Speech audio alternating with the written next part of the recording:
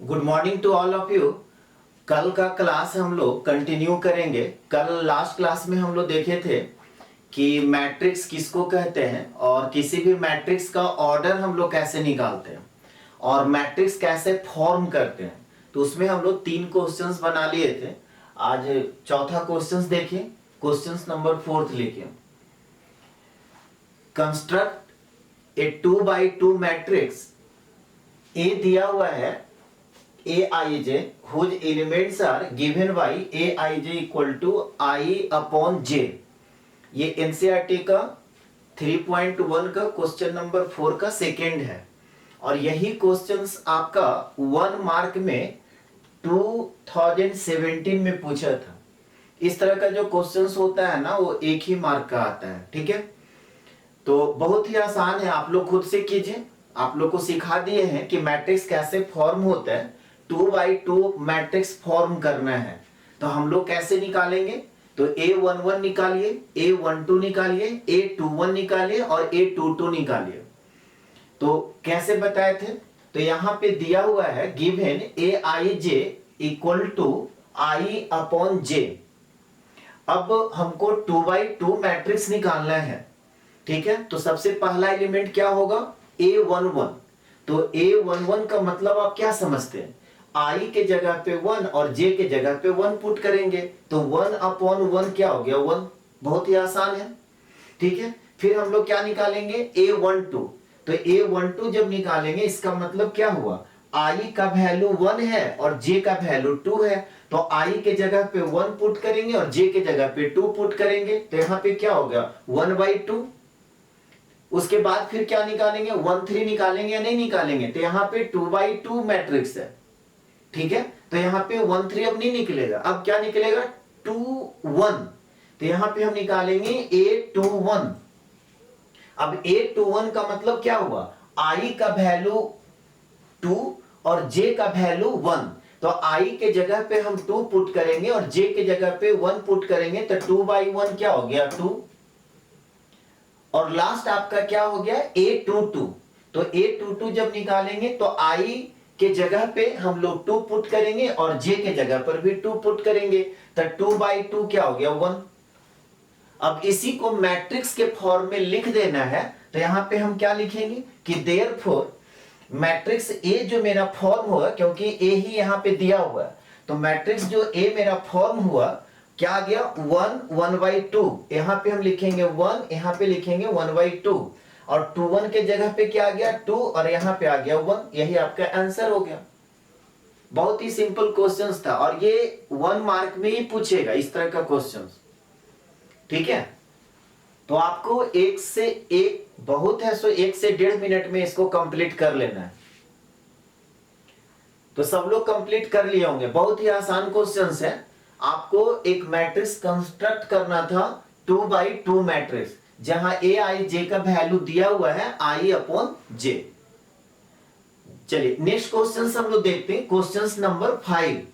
Question number 5 में क्या कह रहा है, construct a 2 by 2 matrix A equal to Aij whose elements are given by Aij equal to I plus 2j का whole square upon 2।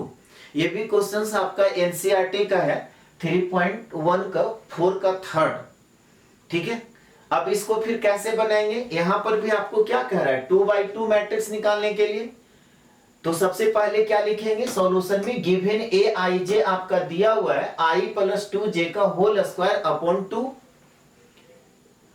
अब हम लोग क्या करेंगे, A11 निकालेंगे।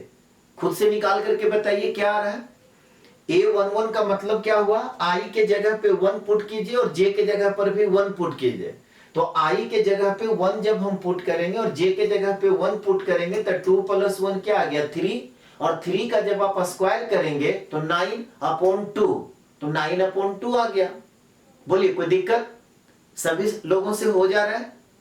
यहां पे A11 तो यहां पे हो जाएगा 1 प्लस 2 इंटू 1 अपॉन 2।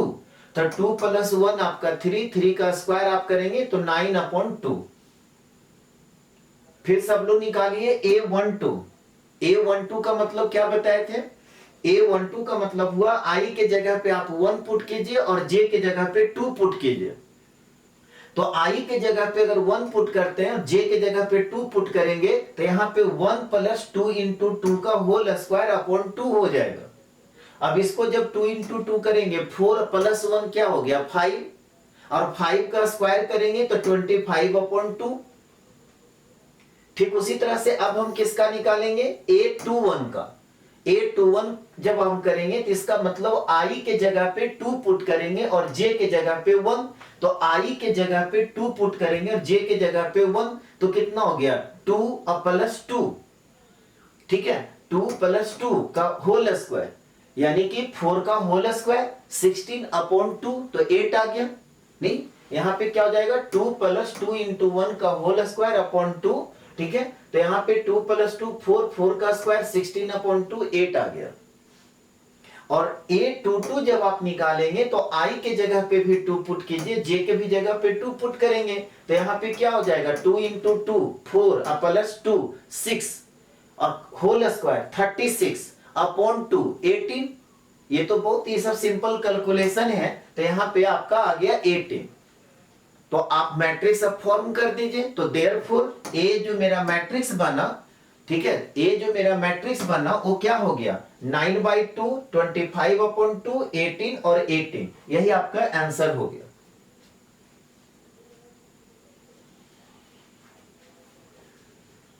ये सब क्वेश्चन में कुछ रखा हुआ नहीं है, ठीक है बस आई और जे का वैल्यू पुट कर देना है। लास्ट क्लास में आपको बताए थे आई है सो नंबर ऑफ रो बताता है और जे नंबर ऑफ कॉलम। आई है सो वह एलिमेंट किस रो में है और जे किस कॉलम में है, ये रिप्रेजेंट करता है। चलिए नेक्स्ट क्वेश्चन हम लोग देखते हैं। Question number 6। क्वेश्चन नंबर 6 ये भी आपका एनसीईआरटी का क्वेश्चन है 5 का 1। ठीक है 3.1 का क्वेश्चन नंबर 5 का 1। अब यहां पे देखिए फिर क्या दिया हुआ है ए आई जे आपका दिया हुआ है, तो हम यहाँ पे सॉल्यूशन में लिखेंगे कि given A I J equal to 1/2। अब यहाँ पे मॉड है, मॉड सब लोग जानते हैं, कल भी हम बताए थे कि यहाँ पे तो इंटीजर है, कोई भी पॉजिटिव नंबर रहेगा उसका मॉड आप निकालेंगे तो पॉजिटिव ही वैल्यू देता है, और निगेटिव नंबर रहेगा उसका भी मॉड पॉजिटिव वैल्यू देगा। अब यहाँ पे क्या कह रहा है 3/4 मैट्रिक्स। ठीक है 3/4 मैट्रिक्स, तो सबसे पहले हम क्या निकालेंगे A11 निकालेंगे। खुद से सब लोग कीजिए, खुद से कीजिए तो जल्दी से।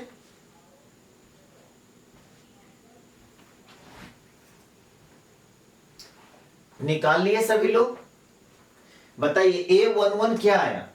तो आप क्या किए i के जगह पे 1 पुट करेंगे और j के जगह पर भी 1 पुट करेंगे, तो -3 प्लस 1 क्या हो जाएगा -2, और -2 का मॉड निकालेंगे तो 2, और 2/2 करेंगे तो 1 आ जाएगा। ठीक है सभी लोग यहाँ पे कर लिए होंगे, -2 का मॉड होगा 2, 2/2 करेंगे तो 1 आ जाएगा। ठीक है फिर हमको क्या निकालना है A12। तो A12 जब आप करेंगे तो अब क्या होगा i के जगह पे तो 1 रहेगा और j के जगह पे 2 हो जाएगा।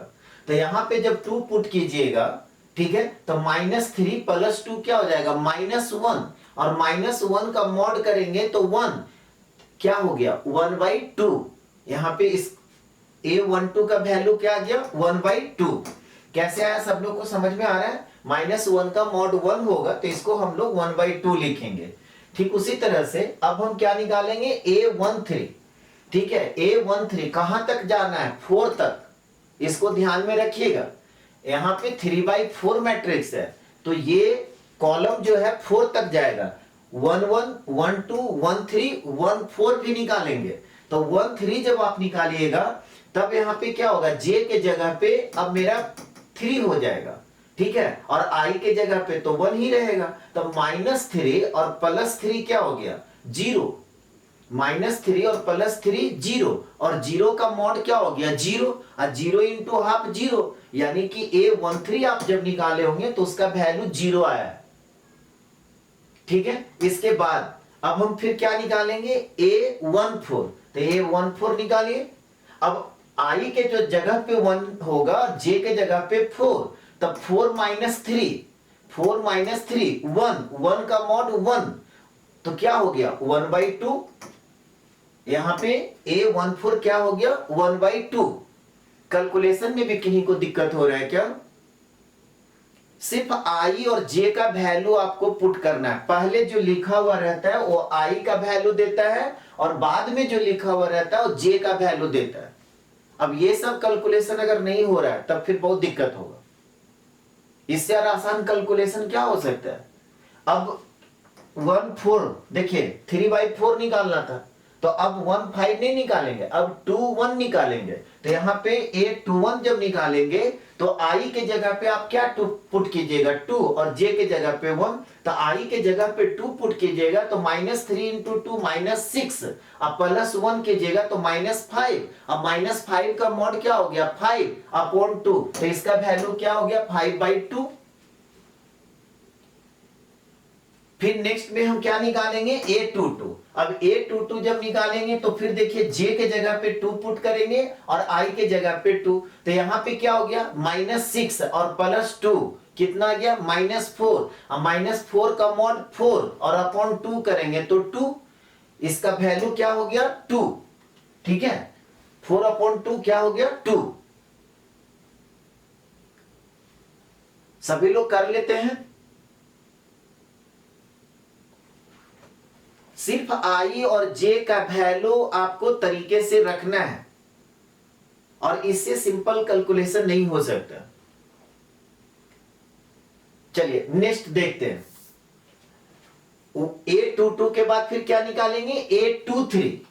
यहां पे A23 इसका मतलब क्या हुआ, I के जगह पे अब हम 2 पुट करेंगे और J के जगह पे 3, तो यहां पे -6 और +3, -3 और -3 का मॉड 3, तो इसका वैल्यू क्या हो गया 3/2। इसका वैल्यू क्या हो गया 3/2। इसके बाद फिर क्या निकालेंगे 2 4, क्योंकि 3/4 है तो 2 4। अब I के जगह पे 2 और J के जगह पे 4, तो -6 और +4 -2 और -2 का मॉड 2, 2/2 1, तो इसका वैल्यू क्या आ गया 1। ठीक है, कैलकुलेशन खुद से कीजिए। फिर क्या होगा 2 5 तो निकालेंगे नहीं, अब क्या निकालेंगे 3 1, 3/4 मैट्रिक्स है तो 3 1, यहां से अब हम 3 1 निकालेंगे A31। A31 का मतलब I के जगह पे आप 3 पुट कीजिए और J के जगह पे 1 पुट कीजिए। I के जगह पे जब 3 पुट करेंगे तो कितना हो जाएगा -9 और +1 कितना हो जाएगा -8 और -8 का मॉड 8 और अपॉन 2 करेंगे तो कितना आ गया 4, तो इसका वैल्यू है सो आपका 4 आ गया। इसके बाद क्या निकालेंगे A32 जब आप निकालिएगा तो I के जगह पे 3 और J के जगह पे 2, तो यहां पे क्या हो गया -9 और +2 -7, -7 का मॉड 7/2, तो 7/2, इसका वैल्यू क्या आ गया 7/2। इसके बाद हम क्या निकालेंगे A33। इसके बाद क्या निकालेंगे A33, तो A33 जब आप निकालेंगे तो I के जगह पे 3 और J के जगह पे 3, तो 3 × -3 -9 और +3 -6, -6 का मॉड 6/3 जब करेंगे तो 3 आ गया इसका वैल्यू।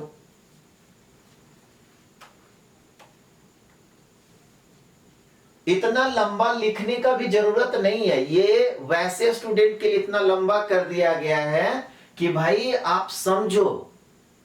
ये तो डायरेक्ट आप A23 और डायरेक्ट ये लिख सकते हैं, इतना करने का कोई जरूरत नहीं। 1 मार्क का क्वेश्चन है, ठीक है। ऐसा नहीं कि आप इतना लंबा जब कैलकुलेशन करके और मैट्रिक्स फॉर्म करेंगे तभी ऐसा एग्जामिनर 1 मार्क देगा, नहीं। आप डायरेक्ट इसके यहाँ पे 2 3 है तो ये बहुत लेंदी कैलकुलेशन तो है नहीं, तो आप डायरेक्ट A23 जितना कैलकुलेशन कर करके जो आता है डायरेक्ट आप लिख सकते हैं। लेकिन हम यहाँ पे इतना एक एक मतलब बात यहाँ पे रख करके हम समझा दिए ताकि वैसे स्टूडेंट जिसको कुछ भी नहीं आता है उनको भी समझ में आ जाए। कैलकुलेशन तो हम डायरेक्ट ऐसे ही कर रहे हैं, आप भी ऐसे ही कर लेंगे। अब यहाँ पे फिर अब हम क्या निकालेंगे 4, क्या निकालेंगे A34। और देखिए 3 4 हमको निकालना है, इसके बाद मतलब अब हमको कोई भी एलिमेंट नहीं निकालना है। अब A34 का मतलब हुआ I के जगह पे 3 और J के जगह पे 4, तो क्या हो गया -9 प्लस 4, -9 प्लस 4 -5, -5 का मॉड 5, तो क्या आ गया 5/2। इसको हैसो मैट्रिक्स फॉर्म में लिख दीजिए, तो वही आपको हैसो मैट्रिक्स कंस्ट्रक्ट हो जाएगा। तो यहां पे आपको कह रहा था कि मैट्रिक्स ए मेरा कंस्ट्रक्ट करके बताइए, तो देयरफॉर ए इक्वल टू क्या होगा। अब देखिए तो A11 जो हम लोग लाए थे वो 1 आया था, A12 जो लाए थे 1/2 लाए थे, A13 जो लाए थे वो 0 लाए थे, A14 जो लाए थे वो कितना आया था 1/2। ठीक उसी तरह से A21 जो हम लोग निकाले थे वो 5/2, A22 जो हम लोग निकाले थे वो 2, A23 जो हम निकाले थे वो आपका 3/2, और A24 हम लोग निकाले थे 1। ठीक उसी तरह से A31, तो A31 मेरा आया था 4, A32 आया था 7/2, और A33 आया था 3, और A34 मेरा आया था 5/2। यहां पे लिखा हुआ है 3 और 5/2। तो देखिए तो इसमें कितना रो है 1 2 3, और कॉलम कितना है 1 2 3 4। तो ये कैसा मैट्रिक्स फॉर्म हुआ 3/4। और बताए थे कि जो मैट्रिक्स का ऑर्डर होता है उसको हम लोग यहाँ पे किनारे में नीचे लिखते हैं, तो ये 3/4 मैट्रिक्स हो गया। ये भी बताए थे कि अगर कोई 3/4 मैट्रिक्स है तो इसमें आपसे अगर पूछा जाए कि नंबर ऑफ एलिमेंट्स बताइए, तो क्या हो जाता है number of rose into number of column, तो 3 × 4 क्या हो गया 12। ठीक है, यही आपका है, सो क्या हो गया आंसर हो गया।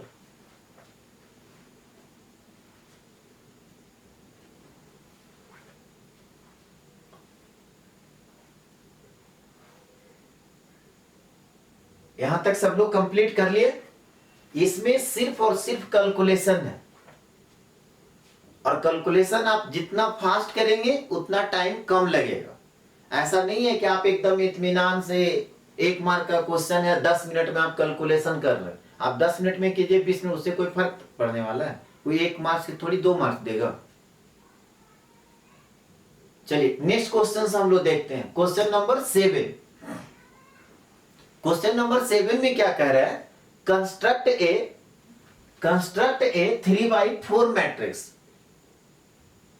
A इक्वल टू दिया हुआ Aij whose elements are given by Aij equal to 2i - j।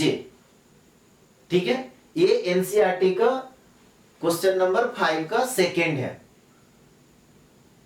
अब इसको हम लोग फिर कैसे बनाएंगे, तो वही हो गया, पहले 1 1 निकालेंगे, फिर 1 2 निकालेंगे, फिर 1 3 निकालेंगे, फिर 1 4 निकालेंगे, 4 तक है, फिर A21 निकालेंगे, A22 निकालेंगे। निकालिए, सब लोग खुद से कीजिए, सब लोग खुद से निकालिए और बताइए। A11 निकालिएगा, देखिए कितना आसान है कैलकुलेशन। सॉल्यूशन में क्या लिखेंगे कि given Aij equal to 2i - j। अब A11 निकालेंगे तो i के जगह पे 1, j के जगह पे 1, तो 2 - 1 1, तो A11 का वैल्यू 1 आ गया। A12 निकालेंगे तो i के जगह पे 1 और j के जगह पे 2, तो 2 - 2 क्या आ गया 0। A13 जब निकालेंगे तो i के जगह पे 1 और j के जगह पे 3, तो 2 - 3 क्या हो गया -1, तो यहां पे हम लिखेंगे -1। फिर कहां तक जाना है 4 तक, तो A14 हम निकालेंगे, तो A14 जब निकालिएगा तो क्या होगा, i के जगह पे 1 और j के जगह पे 4, 2 - 4 -2 आ गया। इसके बाद फिर क्या होगा A21 निकालेंगे, तो A21 जब निकालिएगा तो i के जगह पे 2 और j के जगह पे 1, तो 4 - 1 3 आ गया। इसके बाद फिर क्या निकालेंगे A22। अब A22 जब आप निकालिएगा तो i के जगह पे 2 और j के जगह पे 2, तब 4 - 2 क्या हो गया 2, नहीं 4 - क्या 2 क्या हो गया 2। इसके बाद फिर क्या होगा A22 के बाद A23, तो यहां पे A23 निकालेंगे। अब A23 जब हम निकालेंगे तब क्या होगा, A23 जब निकालिएगा तो I के जगह पे 2 और J के जगह पे 3, तो यहां पे क्या हो गया 4 माइनस 3 1 आ गया। A24 हम निकालेंगे तो I के जगह पे 2 और J के जगह पे 4, तो कितना हो जाएगा 4 माइनस 4 0। देख रहे हैं कितना कैलकुलेशन आसान है यहां पे। अब इसके बाद क्या होगा A31 निकालेंगे क्योंकि 4 तक ही हमको निकालना है। अब यहाँ पे 31 निकालेंगे तो I के जगह पे 3 और J के जगह पे 1, तो 6 माइनस 1 कितना हो गया 5। A32 जब आप निकालिएगा तब क्या होगा I के जगह पे 3 और J के जगह पे 2, तो 6 माइनस 2 जब करेंगे तो 4। A33 जब हम निकालेंगे तो I के जगह पे 3 और J के जगह पे 3, तो 6 माइनस 3 3 आ गया। और A34 लास्ट हम निकालेंगे तब I के जगह पे 3 और J के जगह पे 4 हम करेंगे, तो 6 माइनस 4 क्या हो गया 2 हो गया। अब इसी को है सो मैट्रिक्स फॉर्म में जब लिखिएगा तो देयरफॉर A इक्वल टू क्या हो जाएगा, यहां पे आया है देखिए कॉलम मेरा 4 है, तो 1 0 माइनस 1 माइनस 2, तो यहां पे लिखेंगे 1 0 माइनस 1 माइनस 2। फिर उसके बाद देखिए 2 1 में क्या है 3 2 1 0 3 2 1 0। फिर इसके बाद क्या है 5 4 3 2, तो यहां पे लिखेंगे 5 4 3 2। एक नजर चेक कर लीजिए कि आप जो किए वो सही किए गलत किए। तो यहां पे रो कितना है 3 और कॉलम कितना है 4, तो इसको हम क्या लिखेंगे ऑर्डर 3/4 मैट्रिक्स। ये कैसा मैट्रिक्स है 3/4 मैट्रिक्स। यही आपका आंसर हो गया। इसको कंप्लीट कीजिए।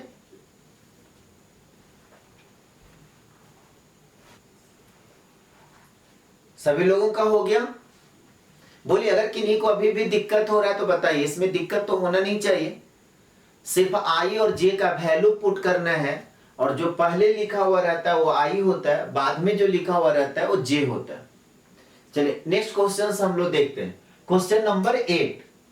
क्वेश्चन नंबर 8 में क्या कह रहा है, कंस्ट्रक्ट ए 2/2 मैट्रिक्स हुज आई जेथ एलिमेंट्स इज गिवन बाय, और ए आई जे इक्वल टू है 2i माइनस जे अपॉन 3। ये क्वेश्चन आपका आईएससी में 2014 में 1 मार्क का पूछा होगा।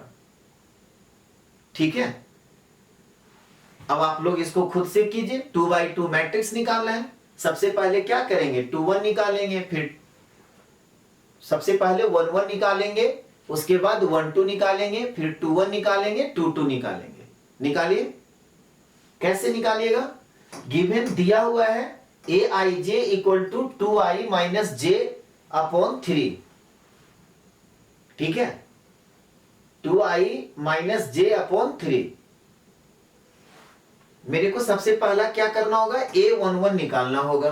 A11 का मतलब क्या होगा, i के जगह पे आप 1 पुट कीजिए और j के जगह पे 1 पुट कीजिए।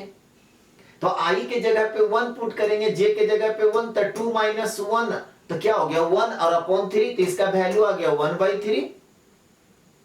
A12 हम निकालेंगे, क्या होगा j के जगह पे 2 और i के जगह पे 1, तो 2 माइनस 2 0 0 अपॉन 3 0, इसका वैल्यू क्या आ गया 0।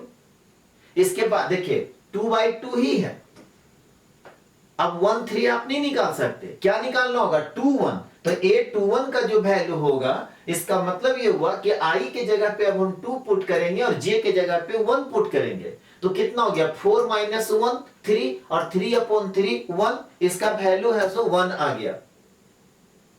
इसके बाद हम क्या किसको निकालेंगे A22। A22 जब आप निकालिएगा तो i के जगह पे 2 और j के जगह पे 2 पुट कीजिए, तो 4 माइनस 2 क्या हो गया 2 अपॉन 3, तो इसका वैल्यू आ गया 2/3। ठीक है,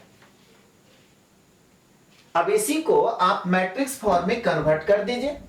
तो मैट्रिक्स आपका क्या हो गया 1/3 0 3 2/3। इतना, और ये कैसा मैट्रिक्स है, तो इसमें 2 रोज और 2 कॉलम्स है, तो इसको 2x2 मैट्रिक्स कहेंगे। यही आंसर हो गया। इतना करेंगे तब आपको 1 मार्क मिलेगा।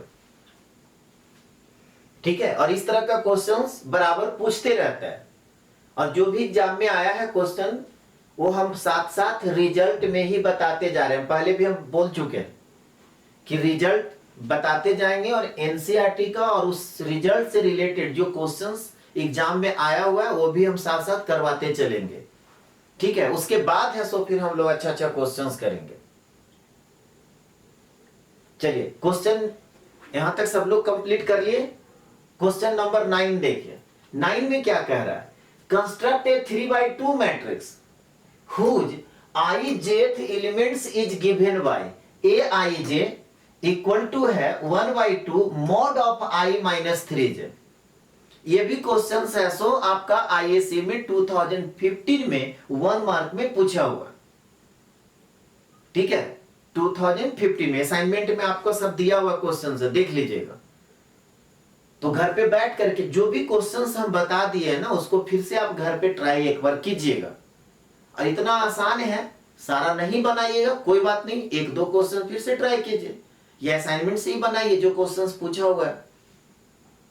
अब यहाँ पे देखिए सॉल्यूशन में हम लोग क्या निकालना है, 3x2 मैट्रिक्स, ध्यान रखिएगा 3x2 मैट्रिक्स। तो गिवन aij इक्वल टू क्या है, 1/2 mod of I minus 3j। सबसे पहला a11 निकालेंगे।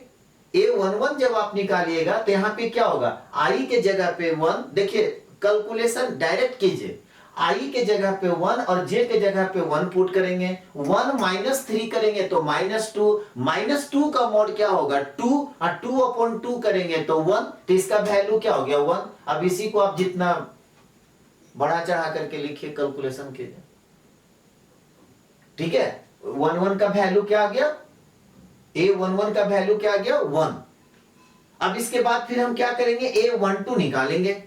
a12 का मतलब I के जगह पे 1 और j के जगह पे 2, तो 1 माइनस कितना हो गया 6, 1 माइनस 6 करेंगे तो -5 का मॉड 5 और अपॉन 2, तो 5/2, इसका वैल्यू क्या आ गया 5/2। अब बताइए 1 3 भी निकालेंगे क्या, तो 1 3 हम नहीं निकालेंगे, 3/2 ही मैट्रिक्स है। तब इसके बाद क्या निकालेंगे 2 1, क्या निकालेंगे 2 1, तो यहां पे हम 2 1 निकालेंगे। अब I के जगह पे 2 रखिए, j के जगह पे 1, तो 2 माइनस 3 आप जब करेंगे तो -1 आ जाएगा। अब -1 का मॉड 1 और अपॉन 2, तो 1/2, इसका वैल्यू क्या आ गया 1/2। इसके बाद फिर क्या निकालेंगे a22, इसके बाद क्या निकालेंगे a22 जब आप निकालेंगे तो I के जगह पे 2 और j के जगह पे 2, तो 2 माइनस 6 कीजिएगा तो -4, -4 का मॉड 4 और अपॉन 2 कीजिएगा तो 2, इसका वैल्यू है सो 2 आ गया। 2 3 तो हम नहीं निकालेंगे, क्यों, क्योंकि यहां पे 2 ही तक है। अब इसके बाद क्या होगा 3 1, तो 3 1 जब निकालेंगे तो I के जगह पे 3 और j के जगह पे 1, तो 3 माइनस 3 0, और 0 का मॉड 0 और 0/2 करेंगे तो 0। समझ में आ रहा बात। इसके बाद क्या होगा a32 निकालेंगे। a32 जब आप निकालिएगा तो I के जगह पे 3 और j के जगह पे 2, तो यहां पे क्या हो जाएगा 3 और -3 का मॉड करेंगे तो 3 और अपॉन 2, तो यहां पे क्या आ गया 3/2। कितना आसान है, समझ में आ रहा है। 1 मार्क का क्वेश्चन है, 2015 में पूछा। तो देयरफॉर अब हम मैट्रिक्स फॉर्म कर देंगे। तो मैट्रिक्स मेरा जो है वो कैसा मैट्रिक्स है 3/2। तो देखिए तो 1 1 क्या आया 1, 1 2 क्या आया 5/2, 2 1 क्या आया 1/2, 2 2 क्या आ गया 2, 3 1 क्या आ गया 0 और 3 2 क्या आ गया 3/2। ये कैसा मैट्रिक्स है, तो इसमें 3 रोज और 2 कॉलम्स है, तो इसको 3/2 मैट्रिक्स कहेंगे। यही आपका आंसर हो गया।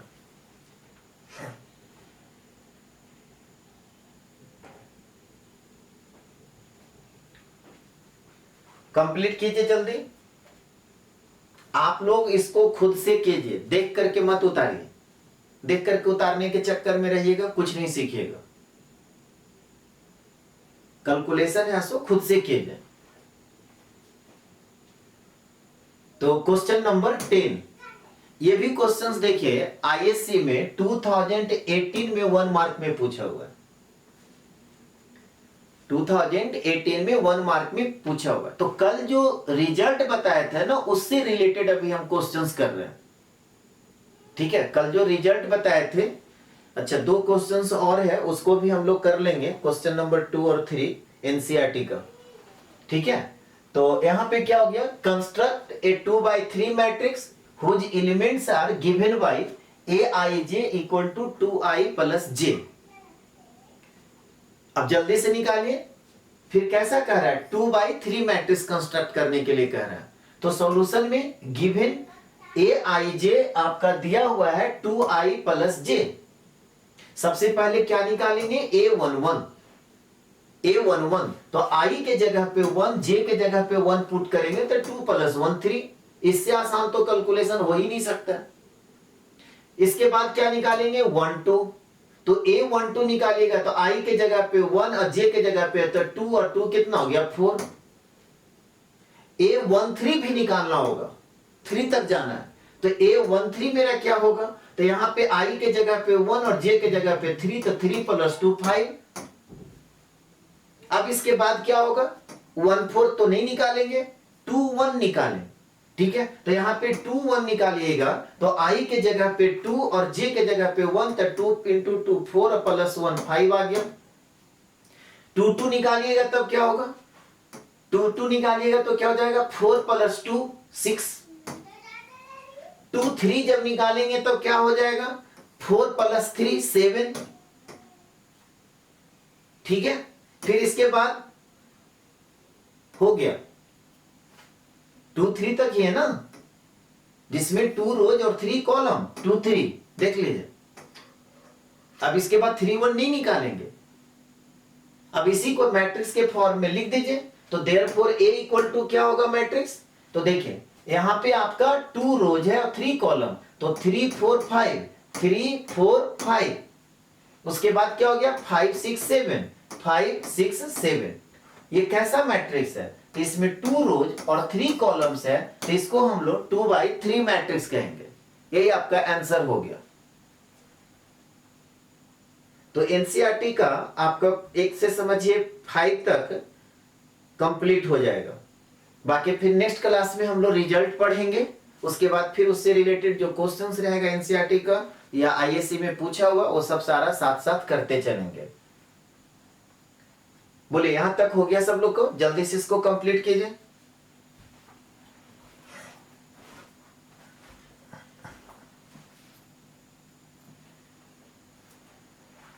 नेक्स्ट क्वेश्चन हम लोग देखते हैं, क्वेश्चन नंबर 11।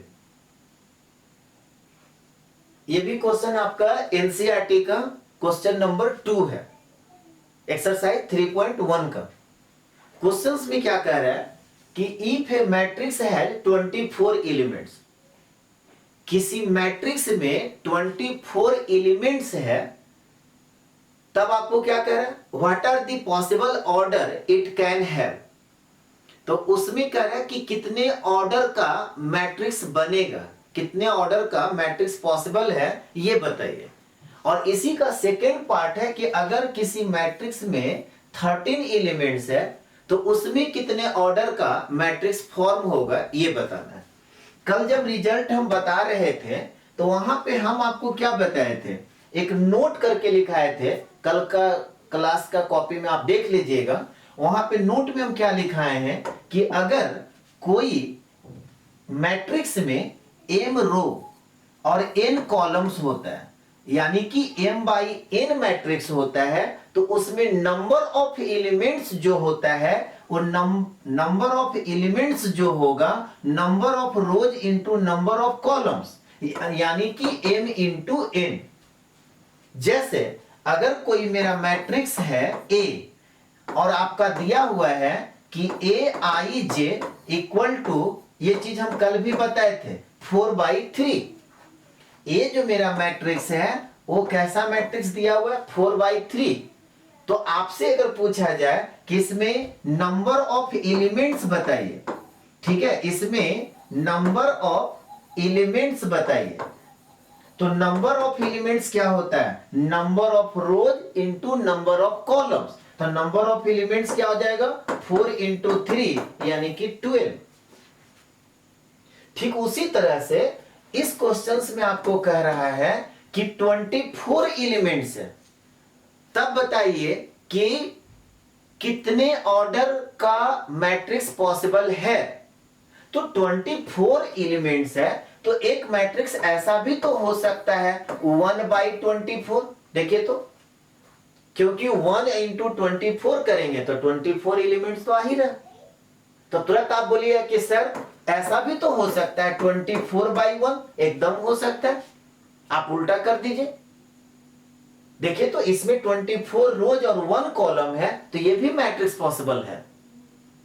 अब इसी को आप ऐसा भी तो कह सकते हैं कि 2 इंटू 12। अगर हम आपसे पूछते कि अच्छा जी ये मेरा कोई मैट्रिक्स है जो 2/12 मैट्रिक्स है, तो उसमें नंबर ऑफ एलिमेंट्स बताइए, तो 2 इंटू 12 करेंगे 24, यानी कि 2 इंटू 12 ऑर्डर का भी मैट्रिक्स पॉसिबल है। तो फिर इसी का उल्टा भी तो आप कर सकते हैं, 12 इंटू 2। रो है सो 12 और कॉलम 2, इसको भी मल्टीप्लाई करेंगे तो टोटल कितना आएगा? 24। ठीक उसी तरह से आप ऐसा भी तो बता सकते हैं कि 3 इंटू 8, इसको भी जब मल्टीप्लाई करेंगे तो 3 इंटू 8 कितना हो जाएगा? 24। इसी को उल्टा कर देंगे तो 8 इंटू 3 हो जाएगा। आप ऐसा भी तो कह सकते हैं कि 4 इंटू 6, इसको भी मल्टीप्लाई करेंगे तो 24 आएगा। तो इसको जब आप उल्टा कर देंगे तो 6 इंटू 4 भी तो मैट्रिक्स बन सकता है, 6/4 ऑर्डर का मैट्रिक्स। तो आपसे पूछ रहा था कि जो कितने ऑर्डर का मैट्रिक्स है सो पॉसिबल है, तो ये भी पॉसिबल है, ये भी पॉसिबल है, ये भी है, सारा ये सब है सो ऑर्डर का मैट्रिक्स पॉसिबल है। ये पहला पार्ट हुआ। दूसरा पार्ट में कह रहा था कि ठीक उसी तरह से कोई मैट्रिक्स दिया हुआ है, उसमें नंबर ऑफ एलिमेंट्स जो है वो आपका कितना है? 13। नंबर ऑफ एलिमेंट्स कितना है? 13। तो ये इसमें कितने ऑर्डर का मैट्रिक्स पॉसिबल है? तो ये तो प्राइम नंबर है, तो या तो 1/13 ऑर्डर का मैट्रिक्स होगा या 13/1 ऑर्डर का मैट्रिक्स होगा। 1/13 ऑर्डर का मैट्रिक्स होगा या 13/1 ऑर्डर का मैट्रिक्स होगा। बोलिए कोई दिक्कत है किसी को? तो इसको कर लीजिए जल्दी से सॉल्यूशन में कि अगर उसमें 24 एलिमेंट्स है तो 24 एलिमेंट्स का क्या क्या ऑर्डर बन सकता है। तो 1/24, 24/1, फिर हम आपको क्या बताए 2/12, नहीं फिर 12/2, फिर क्या बताए 3/8, फिर 8/3, फिर क्या बताए 4/6 और फिर क्या हो गया 6/4। इतने सारे ऑर्डर का मैट्रिक्स पॉसिबल है। सेकेंड पार्ट में फिर क्या कह रहा है? सेकेंड पार्ट में बोल रहा है कि अगर आपका 13 एलिमेंट्स है तब बताइए पॉसिबल ऑर्डर क्या होगा। तो 13 एलिमेंट्स है तो पॉसिबल ऑर्डर क्या हो गया? 1/13 और दूसरा 13/1, 1/13 और 13/1। इसको कंप्लीट कीजिए।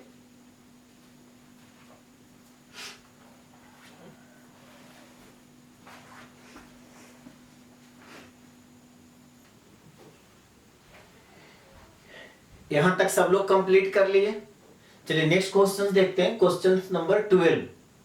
क्वेश्चन सेम क्वेश्चन है, कह रहा है कि इफ ए मैट्रिक्स है 18 elements, what are the possible orders it can have. अब इसमें आपको क्या कह रहा है कि टोटल नंबर ऑफ एलिमेंट्स जो है वो आपका 18 है। तो बताइए कि जो भी मैट्रिसेस बनेगा वो कितने ऑर्डर का होगा। तो 18 एलिमेंट्स है तो आप 1/18 ऑर्डर का भी मैट्रिक्स बना सकते हैं, 18/1 ऑर्डर का मैट्रिक्स बना सकते हैं, 2/9 ऑर्डर का मैट्रिक्स बना सकते हैं, 9/2 ऑर्डर का मैट्रिक्स बना सकते हैं, 3/6 ऑर्डर का मैट्रिक्स बना सकते हैं और 6/3 ऑर्डर्स का मैट्रिक्स बना सकते हैं। तो इतना सारा पॉसिबिलिटी है। अगर किसी मैट्रिक्स में 18 एलिमेंट्स है तो इतने सारे मैट्रिक्स आप फॉर्म कर सकते हैं। सेकेंड पार्ट में क्या कह रहा है कि 5 एलिमेंट्स है, तो जब 5 एलिमेंट्स है तब क्या होगा, आप 1/5 ऑर्डर का मैट्रिक्स बना सकते हैं या 5/1 ऑर्डर का मैट्रिक्स बना सकते हैं। बोलिए कोई दिक्कत? तो इसको कंप्लीट कीजिए। सॉल्यूशन में क्या होगा, यहाँ पे ये भी क्वेश्चन आपका एनसीईआरटी का एक्सरसाइज 3.1 का क्वेश्चन नंबर 3 है। ये क्वेश्चन एनसीईआरटी का एक्सरसाइज 3.1 का क्वेश्चन नंबर 3 है। अब आपका कह रहा है 18 एलिमेंट्स, तो 18 एलिमेंट्स जब है तो किस किस ऑर्डर का मैट्रिक्स आप फॉर्म कर सकते हैं। तो सबसे पहला 1/18, 18/1, 2/9, 9/2, 3/6 और 6/3 ऑर्डर का मैट्रिक्स हम लोग फॉर्म कर सकते हैं।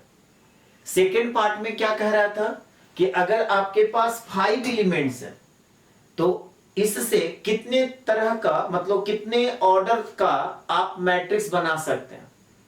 ठीक है, तो यहां पे क्या हो जाएगा, 1/5 और 5/1 ऑर्डर का मैट्रिक्स आप बना सकते हैं, मतलब दो तरह का मैट्रिक्स बना सकते हैं। एक मैट्रिक्स आपका 1/5 हो सकता है और दूसरा मैट्रिक्स 5/1 हो सकता है। बोले यहां तक कोई दिक्कत? एक नोट लिख लीजिए। मैट्रिक्स का डिफिनीशन में लास्ट क्लास में हम आपको क्या बताए थे, रेक्टेंगुलर अरे ऑफ नंबर्स, नंबर का अरेंजमेंट आप रेक्टेंगुलर फॉर्म में करते हैं। तो मैट्रिक्स में कोई जरूरी नहीं है कि रो, नंबर ऑफ रोज और नंबर ऑफ कॉलम्स दोनों सेम हो, जबकि डिटरमिनेंट में आपको क्या बताए थे कि डिटरमिनेंट में नंबर ऑफ रोज और नंबर ऑफ कॉलम्स क्या होता है, सेम होता है। जबकि मैट्रिक्स में ऐसा कोई जरूरी नहीं है, हो भी सकता है नहीं भी हो सकता है। तो नोट करके उसको आप लिख लीजिए, in matrices number of rows may or may not be equal. In matrices number of rows may or may not be equal to number of columns. Matrix में number of rows number of column के बराबर हो भी सकता है, नहीं भी हो सकता है। फुल स्टॉप के बाद लिखिए, but in determinant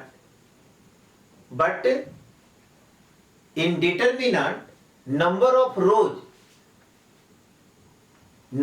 rows always equal to number of columns. Number of rows always equal to number of columns. तो डिटरमिनेंट में ऑलवेज क्या होगा, नंबर ऑफ रोज और नंबर ऑफ कॉलम्स इक्वल होगा, जबकि मैट्रिक्स में या मैट्रिसेज में नंबर ऑफ रोज और नंबर ऑफ कॉलम्स इक्वल हो भी सकता है, नहीं भी हो सकता है। एक दूसरा नोट लिखिए,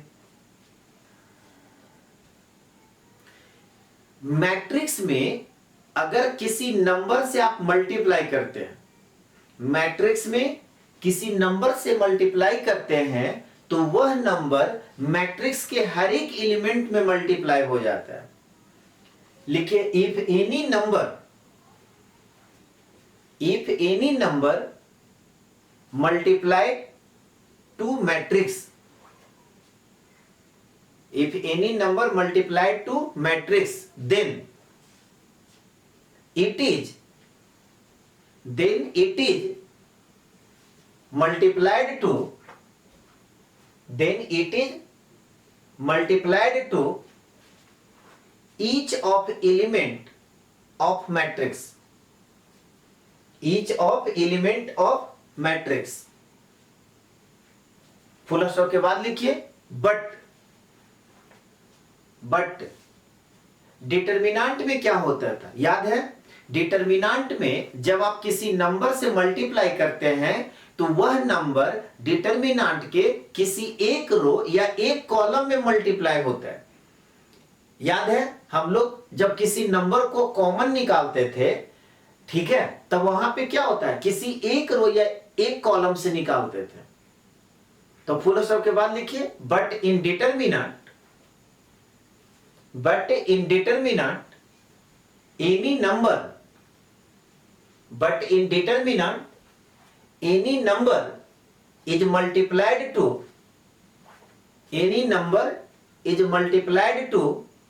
one of the row or column of determinant,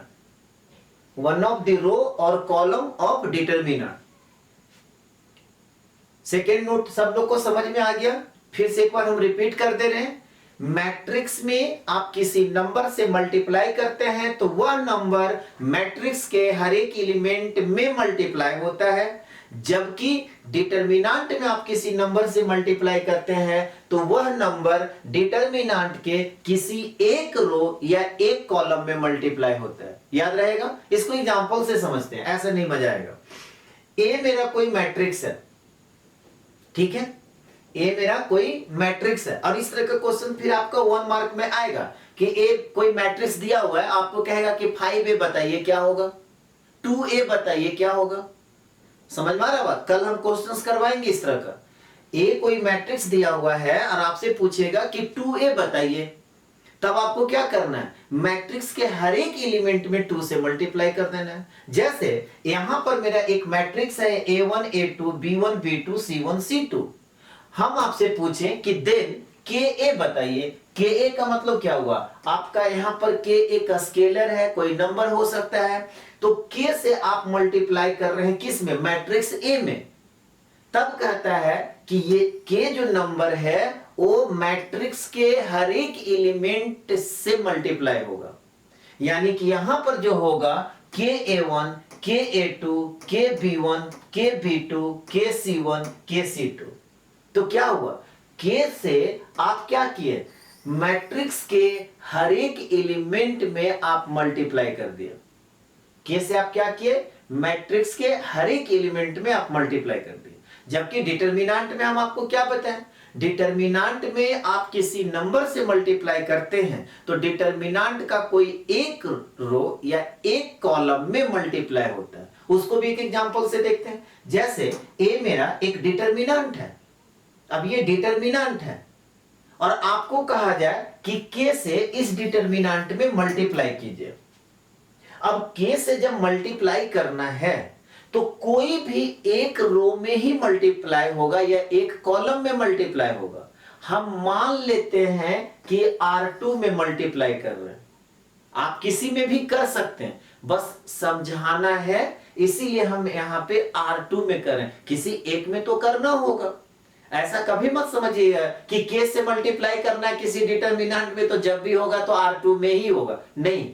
हम बार बार बोल रहे हैं कि डिटरमिनेंट के किसी भी एक रो या एक कॉलम में वो नंबर से मल्टीप्लाई हो जाएगा। अब समझाने के लिए किसी में मल्टीप्लाई करना होगा तो हम R2 को लिए। अब R2 में जब मल्टीप्लाई होगा तो यहाँ पे क्या हो जाएगा? 2k, यहाँ पे क्या हो जाएगा? 3k, और यहाँ पे क्या हो जाएगा? 4k। समझ में आ रहा है बात? और डिटरमिनेंट तो आप पढ़ चुके हैं। जैसे अगर आपके सामने ये डिटरमिनेंट रहेगा तो आप क्या करेंगे? यहां से देखेंगे कि R2 में k कॉमन है तो k को आप बाहर कर देंगे, यानी कि कॉमन निकाल लेंगे तो डिटरमिनेंट के बाहर आ जाएगा। डिटरमिनेंट आप पढ़ चुके हैं। सब लोग को समझ में आया? याद रहेगा? फिर से एक बार रिपीट कर दे रहे हैं। मैट्रिक्स में अगर आप किसी नंबर से मल्टीप्लाई करते हैं तो मैट्रिक्स के हर एक एलिमेंट में वह नंबर से मल्टीप्लाई हो जाता है। जबकि डिटरमिनेंट में आप किसी नंबर से मल्टीप्लाई करते हैं तो वह नंबर डिटरमिनेंट का कोई एक रो या एक कॉलम में मल्टीप्लाई होता है। आगे बढ़े। सब लोग नोट कर लिए? नहीं नोट किए तो जल्दी से कंप्लीट कीजिए।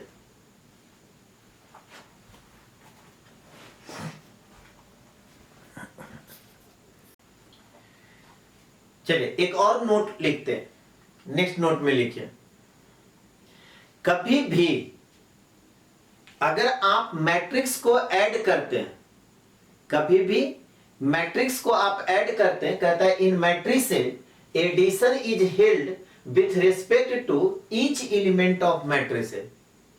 मैट्रिक्स में ध्यान दीजिएगा, मैट्रिक्स में कहता है कि in matrix addition is held with respect to each element of the matrices, matrices के हर एक एलिमेंट को आप ऐड करते हैं। जबकि डिटरमिनेंट में आपको क्या बताए थे कि दो डिटरमिनेंट को जब आपको ऐड करना है तो आप देख लीजिए रो और कॉलम को, जो सेम रहता है वो वैसे ही रह जाता था और जो डिफरेंट होता था उसको हम लोग ऐड कर देते थे। याद है ना? एक नोट और लिखिए।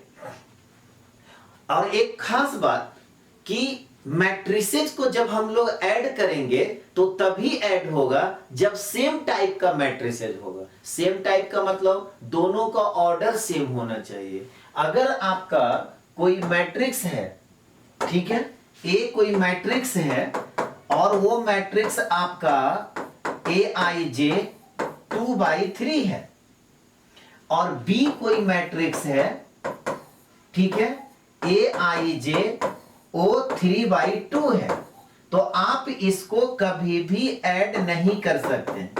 a प्लस बी कभी भी नहीं होगा, मतलब आप कभी कर ही नहीं सकते। समझ में आ रहा बात? a प्लस बी कभी नहीं होगा। दो मैट्रिक्स को ऐड करने के लिए सबसे इंपॉर्टेंट बात यह है कि अगर ये मैट्रिक्स 2/3 है तो इस मैट्रिक्स को भी 2/3 होना पड़ेगा। अगर सेम टाइप का मतलब समझ में आया? दोनों सेम तरह का अगर मैट्रिक्स है तब तो एडिशन सब्ट्रैक्शन होगा। अगर सेम टाइप का मैट्रिक्स नहीं है तो एडिशन सब्ट्रैक्शन नहीं होता है। तो इसको भी आप एक नोट करके लिख लीजिए। क्या लिखिएगा? Only same type of matrices are added. Only same type of matrices are added. अब इसको फिर देखिए एग्जांपल से समझते हैं। यहां पर ए मेरा एक मैट्रिक्स है और बी एक दूसरा मैट्रिक्स है, ठीक है। अब आपसे कहा जाए कि ए प्लस बी बताइए, तो सबसे पहला तो आप ये देखिए कि क्या दोनों सेम टाइप का मैट्रिक्स है। तो यहां पर आपसे अगर हम पूछें कि बताइए तो मैट्रिक्स ए जो है इसका ऑर्डर क्या है, तो आप क्या बोलेंगे? तो यहां पर देखिए 1 2 3, इसमें 3 रोज और 1 2 कॉलम्स है। तो इसमें 3 रोज और 2 कॉलम्स है, तो इसको हम क्या बोलेंगे? 3/2 मैट्रिक्स। इसमें हम आपसे पूछे कि बताइए ये कि किस ऑर्डर का मैट्रिक्स है, तो इसमें भी देखिए 1 2 3, इसमें 3 रोज और 2 कॉलम्स है, तो इसको फिर हम क्या बोलेंगे? 3/2 मैट्रिक्स। तो दोनों है सो क्या हो गया? सेम टाइप ऑफ मैट्रिक्स हो गया। दोनों है सो क्या हो गया? सेम टाइप ऑफ मैट्रिक्स हो गया। तो आप ये दोनों मैट्रिक्स को ऐड कर सकते हैं। तो देन a प्लस बी अगर हमको निकालना होगा तो क्या कहता है? हर एक एलिमेंट को ऐड करना होगा। तो जब आप हर एक एलिमेंट को ऐड करेंगे तो कॉरस्पॉन्डिंग एलिमेंट्स, ऐसा नहीं कि 2 को ऐड कर दिए 1 से, नहीं, यहां पे a11 यहां का भी a11, कॉरस्पॉन्डिंग एलिमेंट्स को ऐड करेंगे। तो 2 + 4 कीजिएगा तो क्या हो जाएगा? 2 + 4 जब हम यहां पे करें 2 + 4 जब हम करेंगे तो क्या होगा? 6। 3 + 1 करेंगे तब 4। यहां पे -2 + 5 करेंगे तो +3। यहां पे 4 और 3 प्लस करेंगे तो 7 आ जाएगा। 1 + 2 करेंगे तो 3 आ जाएगा और 1 + 3 करेंगे 4 आ जाएगा। कॉरस्पॉन्डिंग एलिमेंट्स को ऐड करते हैं और ऐड करने के बाद फिर उसी ऑर्डर का मैट्रिक्स होगा। देखिए 3/2 ऑर्डर का मैट्रिक्स हो गया। तो मैट्रिक्स में क्या होता है? दो मैट्रिक्स को जब आप ऐड करते हैं तो कॉरस्पॉन्डिंग एलिमेंट्स ऐड होगा और कॉरस्पॉन्डिंग एलिमेंट्स ऐड करने के लिए सेम टाइप का मैट्रिक्स होना जरूरी है। बट डिटरमिनेंट में ऐसा नहीं होता है। डिटरमिनेंट में हम आपको बताए थे कि दो डिटरमिनेंट को आपको ऐड करना है, ठीक है। अभी जस्ट डिटरमिनेंट आप पढ़ के खत्म किए, अभी खत्म भी नहीं हुआ। दो डिटरमिनेंट को ऐड करना है, तो कैसे ऐड करेंगे? तो क्या बताए थे? इसमें जो सेम होता है एज यूजुअल लिख दीजिए। यहां पे जो सेम होगा, देखिए तो इसका R1 और इसका R1 दोनों सेम है या डिफरेंट है? तो यहां पे 1 2 1 1 2 1 सेम है, तो यहां पर क्या होगा? सेम लिखा जाएगा 1 2 1।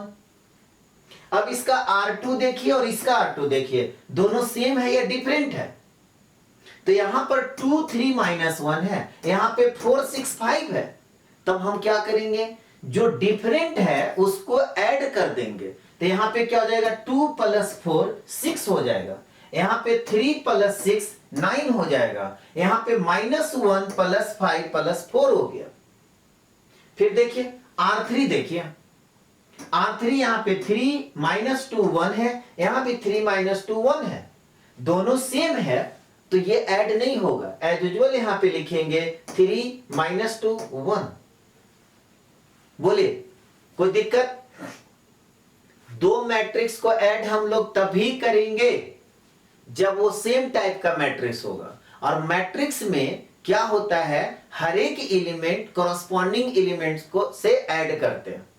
जबकि डिटरमिनेंट में क्या आपको बताए थे, प्रॉपर्टी में भी लिखाए थे कि जो सेम रो या कॉलम होता है उसको वैसे ही लिख देते हैं, जो डिफरेंट होता है उसको ऐड कर देंगे। समझ में आ गया? चलिए आज यहीं तक रहने दे दिए, ठीक है। Have a nice day, thank you.